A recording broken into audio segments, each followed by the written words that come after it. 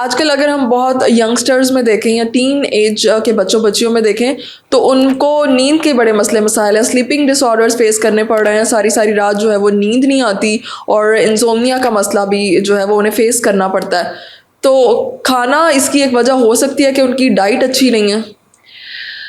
اس کے لیے میں یہ بات کروں گی کہ ڈپینڈ کرتا ہے کہ آپ کس ایج گروپ میں ہیں اور آپ کو کس وجہ سے نیند نہیں آ رہی. ٹھیک. آج کل جو ہے ڈپریشن ایک بہت بڑا مسئلہ بن گیا ہوا کہ اب اس اسٹیج پہ ہر بچے سے لے کے بڑھاپے تک جتنے بھی ایج گروپ دیکھ لیں سب کو ڈپریشن ہے. اور میں یہ کہوں گی کہ میرا نہیں خیال کہ اس دنیا میں کوئی ایسا انسان ہو جس کو ڈپریشن نہ ہو. اوکے ٹھیک ہے, یہ ایک حقیقت ہے, یہ ایک تلخ حقیقت ہے جس کو ہم نہیں ایکسیپٹ کرتے, لیکن یہ ایک تلخ حقیقت ہے. صحیح. ٹھیک ہے, تو آپ نے سب سے پہلے اس چیز پہ غور کرنا ہے کہ آپ کس ایج گروپ میں. اگر تو آپ ٹین ایج میں تو مطلب کہ آپ کا جو سلیپ سائیکل ہے وہ آپ کے موبائل کی وجہ سے ڈسٹرب ہے. اوکے. ٹھیک ہے, لیکن اگر آپ تھوڑا سے آپ کی ایج زیادہ ہے, موبائل بھی استعمال نہیں کریں, لیکن آپ کو کچھ پریشر ہے مائنڈ میں, کوئی آپ کو انزائٹی ہے, کوئی ڈپریشن ہے, تو آپ کوشش کریں کسی اپنے ڈاکٹر سے رابطہ کریں, سائیکیٹرسٹ سے, تاکہ وہ آپ کے مائنڈ کو ریلیکس کرے. ٹھیک ہے. اور اگر آپ ایج گروپ میں, تو ایج جو آپ کی اولڈ ایج گروپ ہے اس میں تو آپ کو الٹیمیٹلی اتنی ساری بیماریاں ہوتی ہیں, آپ کو نہیں پتہ ہوتا کہ کس وجہ سے آپ کو جو ہے وہ نیند نہیں. اور ویسے بھی قدرتی طور پہ اولڈ ایج میں نیند کا جو ایک سائیکل ہے نا, ہمارا سلیپ سائیکل, وہ کم ہو جاتا ہے. ٹھیک ہے, لیکن پھر بھی آپ نے کوشش کرنی کہ آپ 6 سے 8 گھنٹے کی, اپنے بزرگ حضرات کو خود تاکید کرنے کہ آپ وہ 6 سے 8 گھنٹے کی نیند لازمی لیں. ٹھیک ہے.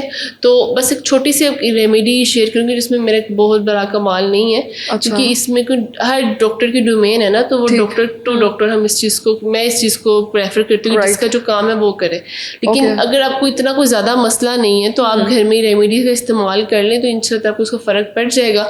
لیکن اگر آپ کو بہت زیادہ ڈپریشن کا ایشو ہے تو پھر تو آپ کو ڈاکٹر کے ساتھ کنسلٹ کرنا پڑے گا. ساتھ آپ ریمیڈی بھی یوز کریں گے تو دونوں چیزیں مل کے آپ کو سکون دیں گے. آپ نے رات کو 1 کپ دودھ لینا ہے, اس میں ہاف پانی اور ہاف ملک وہ ایڈ کر کے آپ نے اس کو بوائل کر لینا ہے. بوائل کرنے کے بعد آپ اس میں 1 چٹکی صرف, میں 1 چٹکی کا نام لے رہی ہوں, میں کوئی میجرمنٹس نہیں بتا رہی ہوں, کہ ہوا یہ تھا کہ پیشنٹس 1 چمچ کا استعمال کرنے لگ گئے تھے. تو آپ نے صرف 1 چٹکی اپنے ہاتھ سے ہلدی کا استعمال کرنا ہے, ٹرمرک پاؤڈر, آپ نے اس کو ڈال کے بوائل کے لیے. اگر آپ پھیکا دودھ پیتے ہیں تو ٹھیک ہے, اگر آپ میٹھا کے شوقین ہیں تو آپ ہاف چمچ جو ہے وہ شہد کا استعمال کر سکتے ہیں ساتھ. رات سونے سے 1 گھنٹہ پہلے یا آدھا گھنٹہ پہلے آپ نے دودھ لے لینا ہے, یہ آپ نے لازمی پینا ہے 1 کپ.